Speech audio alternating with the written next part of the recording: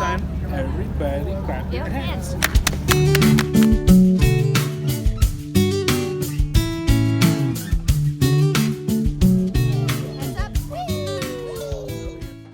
Hi guys, welcome to today's vlog.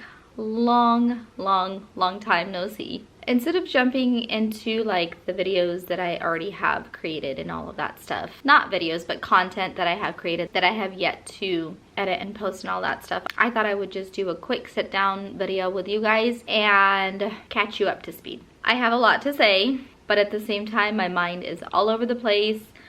A lot has happened. A lot has happened. So just to make sure I stay on track and not waste a lot of your time, I kind of went on my phone and I wrote down a lot of the things that I want to say, so that way I'm not all over the place. So let's begin. I really do honestly, first of all, want to apologize for pretty much falling off the face of the earth, because I really feel like I did. And I will say this much: you should really follow me on Instagram, because that's where I did try to communicate with you guys of where I went. So I wrote everything down and I really honestly don't even know where to start, but I guess it's a good thing that I wrote everything down, because I kind of have an idea of what to say.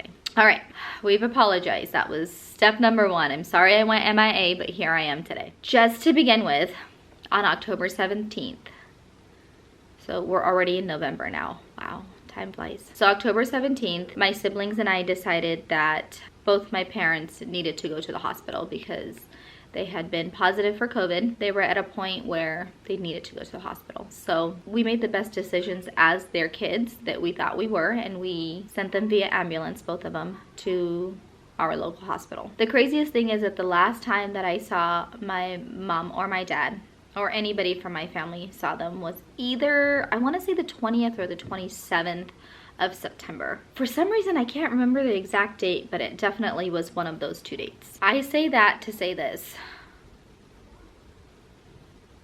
you have to cherish every moment that you have with your family, because you never really know when the last time you'll be seeing the person that you're talking to. It doesn't necessarily have to be a parent. It could be a friend, it could be a loved one, it could be a sibling, it could be a spouse, anybody, even your children. Today, as I sit here recording this video, all I can think of is, what if I didn't take off to San Francisco with my friends on the 16th? Because just the following day, both my parents were sent via ambulance to the hospital. What if I chose to hang out with my parents that day? Had I only known things would have been different come Sunday, I probably, and I mean, I guess we can all sit here and say what if, you know, but like, had I known that Sunday both my parents were going to decline in their health and they would have gone to the hospital, I probably would have, you know, called our friends and said, hey, we're not going to be able to go to San Francisco with you on Saturday. We're going to spend the day with my family, or whatever it may be. Which all on itself is a whole different story, because it would not have been that simple. But it's just like when you sit here, you know, in the future, after you've lived the past, there's just so much what ifs to think about. And to be honest with you guys, the only thing that really keeps me going is, as far as like regret and stuff, is that my mom very specifically had canceled with the grandkids going over there for a couple weeks. I want to say 2 weeks, maybe even more. My mom had said that she wasn't feeling very well, and if she can just reschedule with the grandkids going over there. And that helps me to know that it wasn't something that I decided, oh, you know what, Mom, and my kids went over there once a week, which was typically on Mondays, and they hadn't gone over there on Mondays for a while.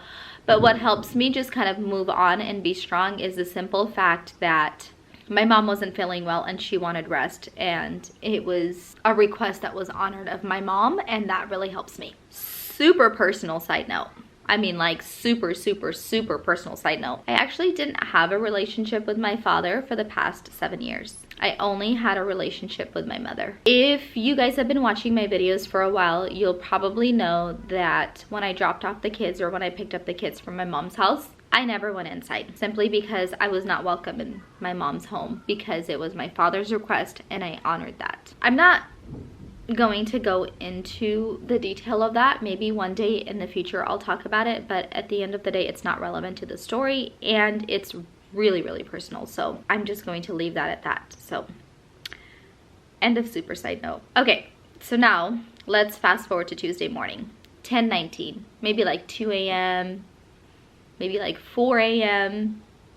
We hear Silas coughing at night. It's a horrible croup cough, like a dog bark pretty much. And at this point, I do what any parent would do. I try to soothe him, but he stayed asleep the whole time. He was just coughing. Like, he'd wake up and he would cough, but he like never physically got up and was crying or anything. He would like go to sleep and he'd be sleeping and sleeping. I brought him in the master bedroom at this point, be sleeping and sleeping, and then all of a sudden he would like cough, and just that dog bark of a cough just sounded so painful, and he'd go to sleep. Come morning, he still had a cough, so Ryan and I both decided that we were going to keep him home from school. We kept tabs on Silas throughout the day. He had no fever. He was eating fine, drinking lots of liquid. He never threw up. Silas was just himself. I'm not gonna lie, I did question whether or not we should have kept him home from school because of this cough, but honestly, I didn't want him to go to school and be made fun of because his cough sounded like a dog bark, so I kept him home from school. But deep down inside, I also knew that keeping him home from school was the right thing to do. So that was Tuesday.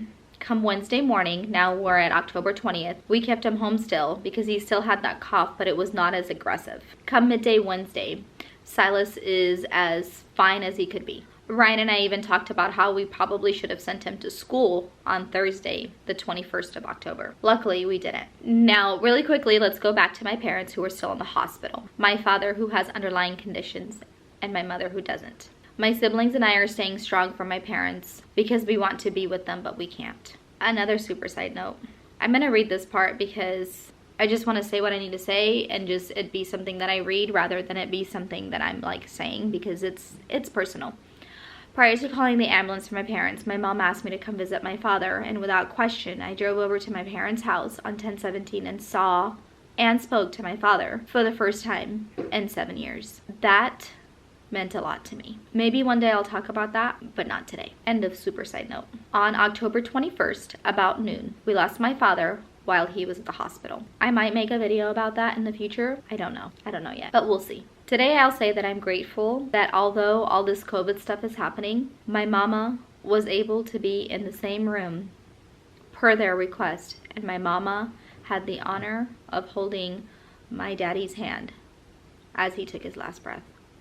My sister-in-law had taken Silas for a short drive so Ryan and I can work from home. She had been in and out of my parents' house, so she was not worried about being around me, who had come in contact obviously with my parents on Sunday prior to them going via ambulance to the hospital. Done messed up everything because somebody was dropping off a flash drive. My nephew was dropping off a flash drive off the memorial video for my father's funeral. Recap. Okay, where were we? So basically, I had just finished telling you guys about how my sister-in-law had taken Silas for a short drive and she wasn't worried about coming in contact with us because she had already come in contact with my father and my mother and all of that stuff. So she had taken him for a short drive, which allowed Ryan and I to be able to work from home. If you have a 5-year-old, along with other kids in the house, you already know that a lot of times you can't really work from home because they just need you. They're 5, you know, that's why they have parents. So she had taken him off our hands for a little bit, just for a short drive and just to like clear her mind, clear his mind and all of that stuff, right? So this specific day, like my sister-in-law does so much for us, you guys. You don't even know. Maybe you do know because you see it as in my content and stuff, but she does so much for me and my family. But this specific day meant so much to me because while she had Silas is when my father had passed, and I was able to just deal with the loss of my father. And just trying to find the right way to say this, but I had to deal with the loss of my father, right? And at the end of the day, I didn't have a relationship with him. So like here he's passed and I have so many questions.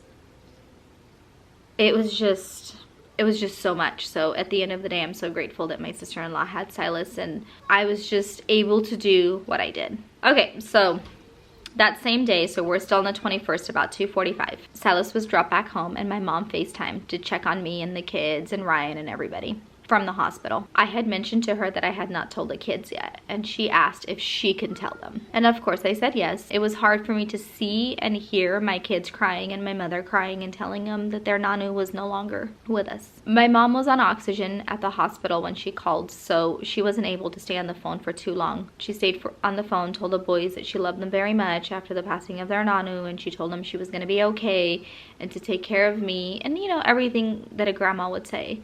and she hung up the phone. Well, that same day, about 3:15, the twins wanted to check the mail because they were expecting mail, and all 3 boys went outside, and I followed them outside too. At this point, what I do is I typically sit in the lawn chair outside and I watch the kids play, and sometimes I'm able to catch up on work and emails and different things like that.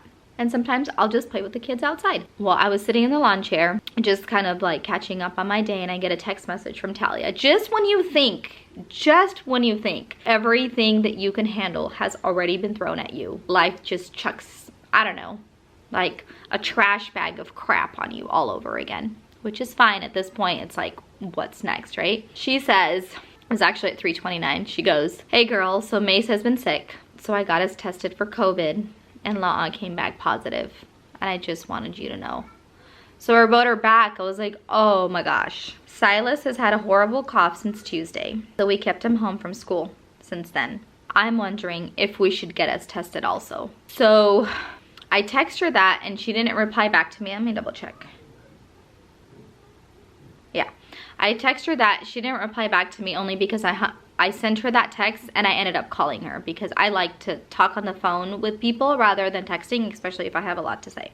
After I got off the phone with Talia, I honestly felt like an idiot because never once did I think about testing Silas for COVID.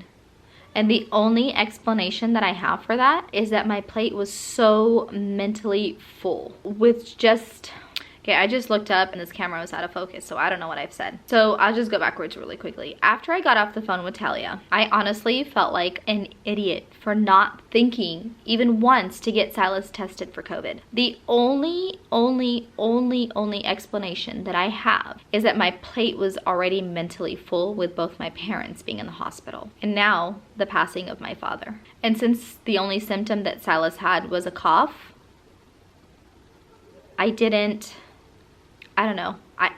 think. I honestly don't know. I did apologize to Talia and tell her that I probably should have called her and told her or texted her or communicated with her when Silas had a cough on Tuesday, which was October 19th.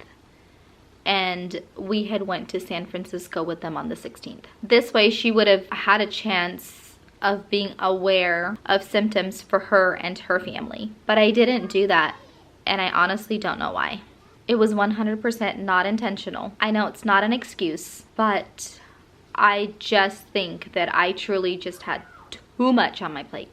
Later that day, all 5 of us took an at-home test. Ryan, myself, and Silas tested positive, while our twin boys, who were 10, did not. I then fell off the face of the earth. The whole loss of my father hit me. My mama, who was laying next to her deceased husband, because the whole world is short-staffed, hit me. Ryan, myself, and Sci Guy having tested positive for COVID hit me. Meanwhile, my siblings and I are trying to plan of what to do next with my father, who has just passed away. Somehow, we managed to get through Thursday and make it to Friday. Now moving on to the 22nd, which is Friday. To make a super long story short, all of Talia's family's positive. And to top that off, Jessica went to visit Talia with Addie. And now my friends are exposed too.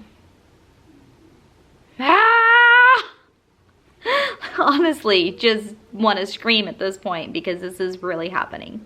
So Talia and I had communicated with each other. We were texting back and forth, and we did come to a conclusion. We were most likely exposed on Saturday when we went to San Francisco together. I'm sorry if I keep looking out there. My kids are playing outside, and I can, like, they're in the tree house and they're raking leaves and stuff like that. So I keep seeing, like, the cute little things that they're doing. I actually was out there, and I'm gonna go back out there in a little bit, but I just came in for a short while. Anyway, so we decided, well, actually not even decided, we assumed, because at the end of the day, we don't really know. But we did come to a conclusion that we probably did come in contact on the 16th, which was the day that we went to San Francisco. This is an assumption because at the end of the day, we truly don't know. I wrote this part down and I'm kind of gonna read it because I really had to think about this because I don't want to put out information that's not true. So I will say this also. Once I came in contact with my parents, which were positive for COVID, and in the beginning of the video, I mentioned that the last time I saw my parents, or my kids saw my parents, was either the 20th or the 27th of September. I can say 100% for sure the only place that I went after I came in contact with my parents was to the hospital on the 22nd, which was to pick up my mother from the hospital after she was discharged. And here I am today after a well-needed break from social media and just being there for my mama. After dealing with COVID and pushing right through and planning a funeral for my father with the help of my siblings and their wives, here I am today. The journey to get here was simply life-changing. I have lots and lots of clips of things that I hope I have the courage to share with you guys one day, but for now, I can safely say I'm back. I'm sorry if you guys felt like you were left in the dark, but if you followed me on Instagram, you would have known, which is why you should stop what you're doing now and go follow me on Instagram. Yes, it's a shameless plug, but here I am, okay? Okay, so now on to what's next. I'm going to go backwards and edit the content that I already have, leading pretty much the content that leads me to falling off the face of the earth. And once I'm all caught up, I'll go back to real time. I'm looking forward to all of your guys' positive comments. It is so good to be back. I've genuinely missed being able to record, vlog, edit, post, be able to interact with you and just be a normal person.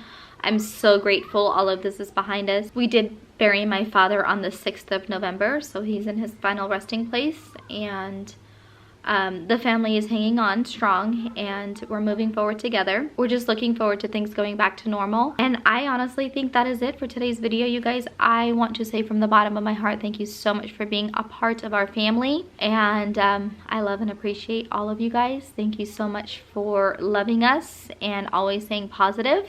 And we'll see you guys on Instagram or in the comments below. That's it for today, guys. Thanks for watching and we'll see you next time. Hey everybody. Thanks for watching. Thanks for watching. Until next time. We'll see you next time. Come on, let's go. Go.